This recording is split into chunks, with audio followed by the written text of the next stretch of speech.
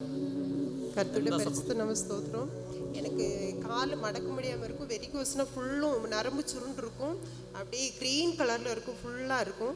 அப்ப என்ன சம்பவம்? வெரிகோஸ் வெரிகோஸ் கலர்ல ஃபுல்லும் அப்படி கால் மொத்தம் இருக்கும். அப்படி நரம்பு சுருண்டு இருக்கும். நரம்பு சுருங்கி இருக்கு.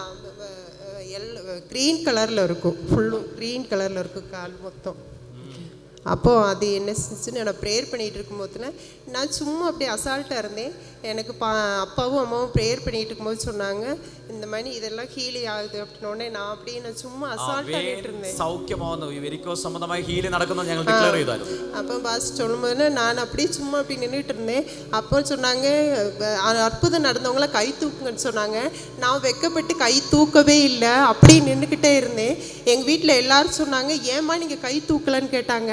எனக்கு வெக்கமாக இருக்குது அப்படின்னு சொன்னேன். ஆனால் ஆண்டவர் சொன்னார், நீ அந்த இடத்துல நீ என் நாமத்தை தூசிக்கப்படுத்தின அப்படின்னு சொன்னார்.